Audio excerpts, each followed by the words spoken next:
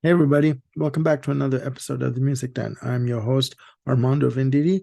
Hoping you guys are having a fantastic evening, morning, afternoon, whenever you're watching this. In this episode of the Music Den, I'm going to be doing another installment of Impact. I'm going to be taking a look at albums. Sorry, I can't even speak today. I'm going to be taking a look at albums that basically influenced modern day music. And for this episode, I'm going to be taking a look at a band from Birmingham, England, who started out as a blues band in the late 60s under the name Earth. They quickly changed their name to Black Sabbath. And the album I'm going to be taking a look at is the debut.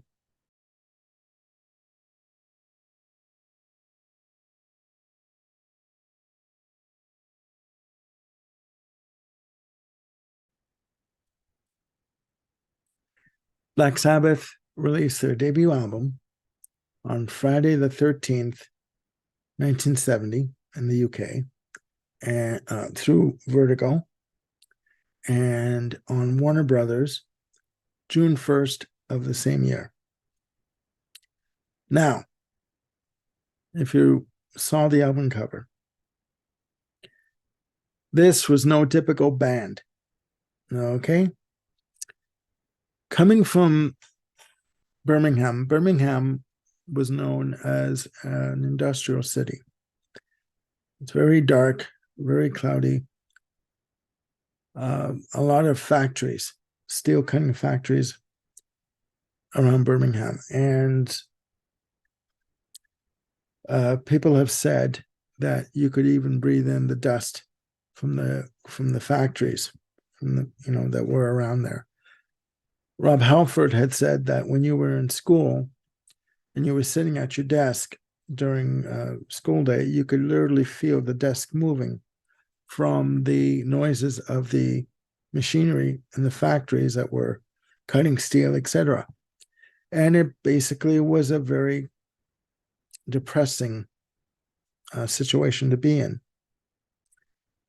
As I said, Black Sabbath started out as a blues band by the name of Earth, and they consisted of Ozzy Osbourne on vocals, Tony Iommi on guitars, Geezer Butler on bass, and Bill Ward on drums.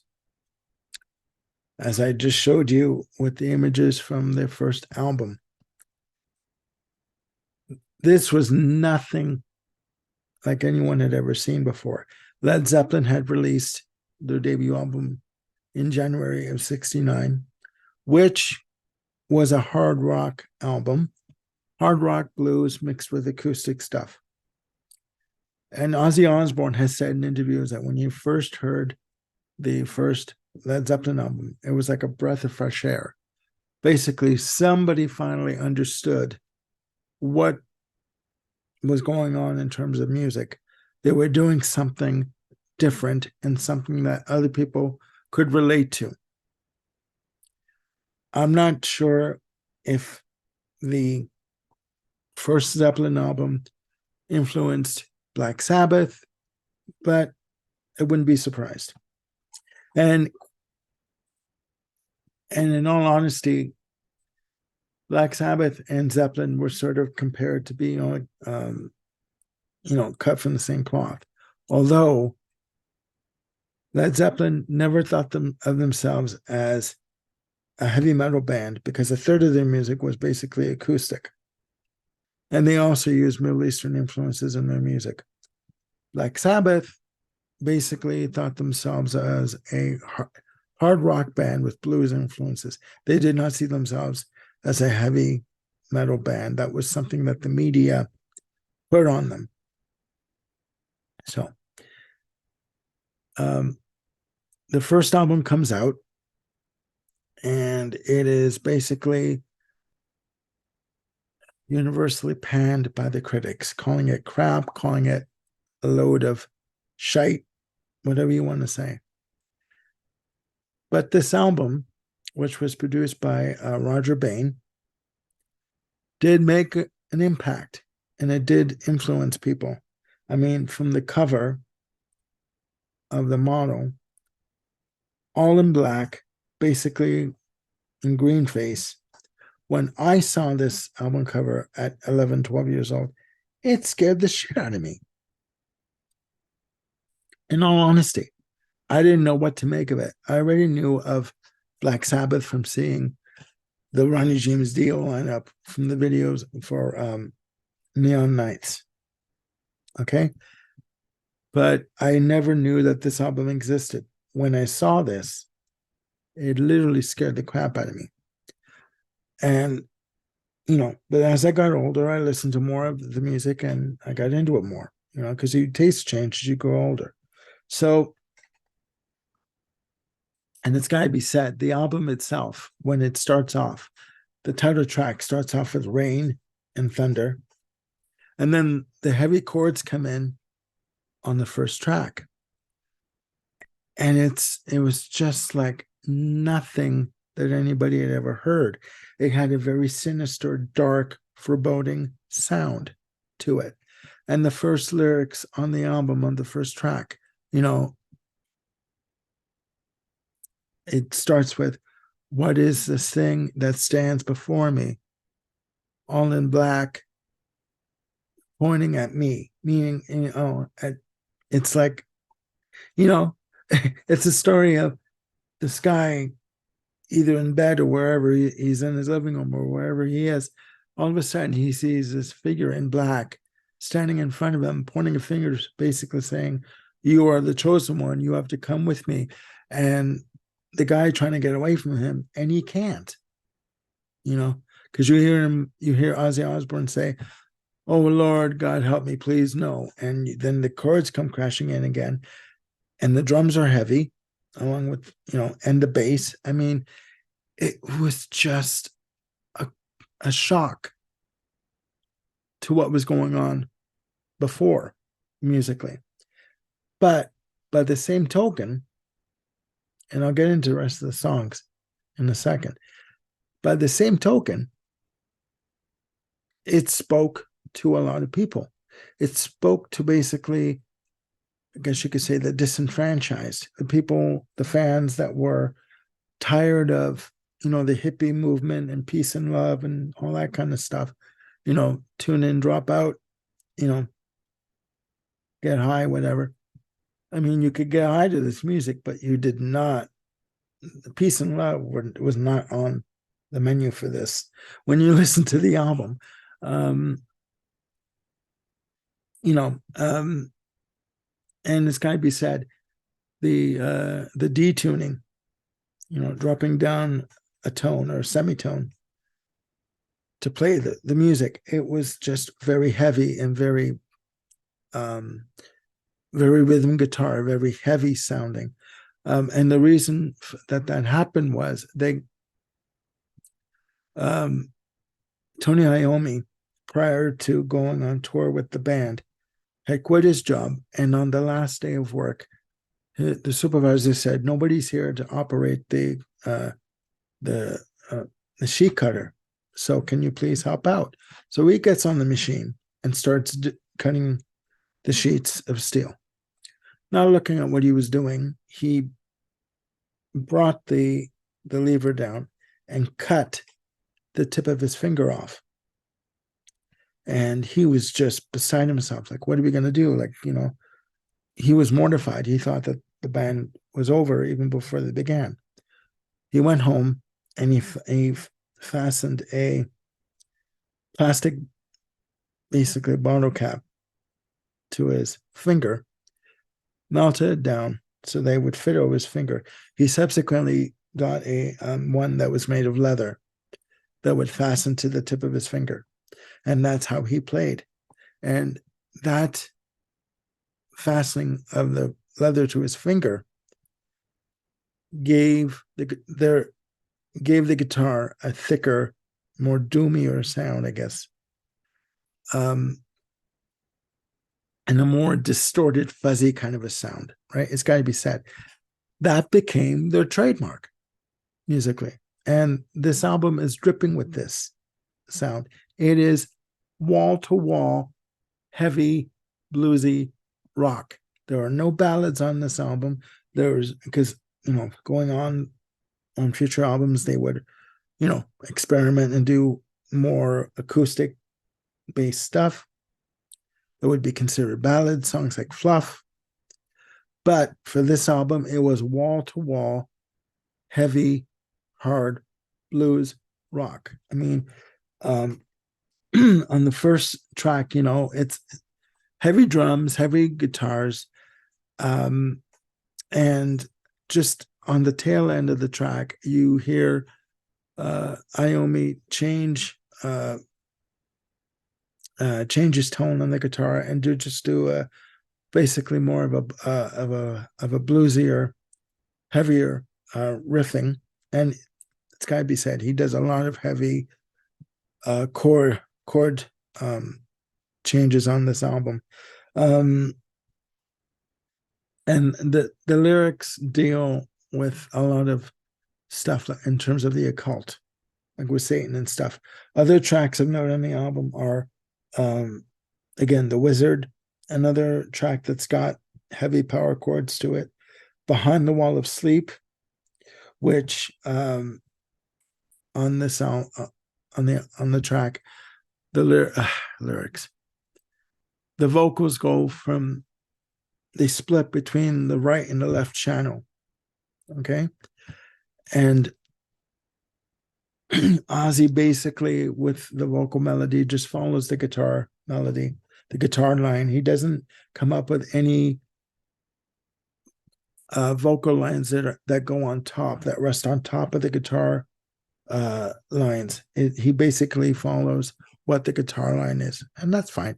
It's good. He's really good on this. They're basically firing on all cylinders. Okay. Next track on the album is NIB, which is what turned out to be a concert staple for them. Evil Woman, which was I believe it was on the European version as opposed to the US version. Very rhythmic bass that Geezer plays on this. Fantastic. And it's got to be said, I don't know if I mentioned this, but the title track was Black Sabbath was based on a dream or an experience that Geezer Butler had, because he was into the occult at this point, and he had his room was painted black, the windows were all blacked out, he had upside down crosses, etc. He was reading stuff on the occult, and he basically woke up one night and saw this black figure standing at the foot of the bed watching him. It scared the shit out of him. Okay. But they continued along in this vein. So yeah, that's basically what happened. Sleeping Village comes after Evil Woman, and it has an acoustic intro, right? What's interesting about these songs is they would start off with a bit of a music intro, and then they would either fade out and then they would go into the song proper, or they would just almost like a warm-up to what they were going to play next. And most of these songs have these little instrumental intros, which are great, and I think it's fantastic. Sleeping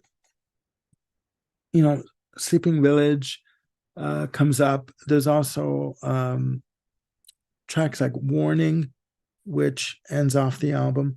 There is a track called that's at the beginning of the Warning track, which is it's called a Bit of Finger, which I think you hear Geezer Butler do a bass solo on this. Also, the drumming on this, Bill Ward is a jazz fan, so there are jazz elements in his drumming on all of these songs, and there are songs that go from a rock time signature to a jazz swing time signature, and they alternate back and forth. So yeah, it's amazing. It's amazing. The album was recorded basically in 2 days, 1 day for recording and 1 day for mixing. So what you had was the guys in the studio, all four of them. Ozzy was separated in a booth with headphones to sing the track so they could, and he had a divider up so they could separate the tracks from the music and the vocals, so they could mix it properly. But the album was basically recorded in 1 day with all four of them in the studio. Very haphazard, very quick off the fly. And Warning, at the end of Warning, you have almost like Tony Iommi doing an improv guitar solo in sections, and then it goes back into the track itself of Warning and it ends. But again, to me, I'm going to put this, barring, the first Zeppelin album, for me, this album is the very first hard rock album. This is being given credit as being the very first heavy metal album. I would agree. Whatever heavy metal means to you, I mean, everyone has a different definition for what heavy metal is. Some people think that Van Halen is heavy metal. Some people think Van Halen is hard rock. Some people think Led Zeppelin is heavy metal. Some people don't. It just depends on what your definition is of heavy metal. Again, this album has influenced such groups as Metallica, Judas Priest, Guns N' Roses, Iron Maiden. So I mean, this album still influences people to this day. And there are various versions of this album in terms of track listing. I happen to have the reissue on vinyl of the album, and it has basically 5 tracks where you have first 3 tracks, Black Sabbath, The Wizard, and Behind the Wall of Sleep on side 1, and side 2 starts off with NIB, and then it goes into Sleeping Village, and Sleeping Village goes for about 14 minutes. So you have the rest of the tracks done as an extended piece where they're separated. They fade out and then they come back in again, different songs. So, but every territory has a different track listing and different sequencing of the album. So, and for me, again, this album had a major impact on what was to become hard rock music, or I guess heavy metal. So please, down below, down there, please tell me what you think of the debut of Black Sabbath and what impact did it have, if it had any impact at all. Did you like this album? Did you not like this album? Do you think that, Black Sabbath are heavy metal, or are they hard rock? Are they blues? Please let me know what you think of this album. And again, put your comments down below, and click like and subscribe and hit the notification bell for any new content that I've got coming up. I'm going to be doing a new episode with Peter Kent on Friday evening on Pink Floyd, Wish You Were Here from 1975. We're going to be taking a deeper look at that album and the impact it had on music, and our thoughts on the album. So please, again, look after yourselves and one another, and click like and subscribe and all that good stuff. And I will be seeing you very soon. Have a good night. Bye for now.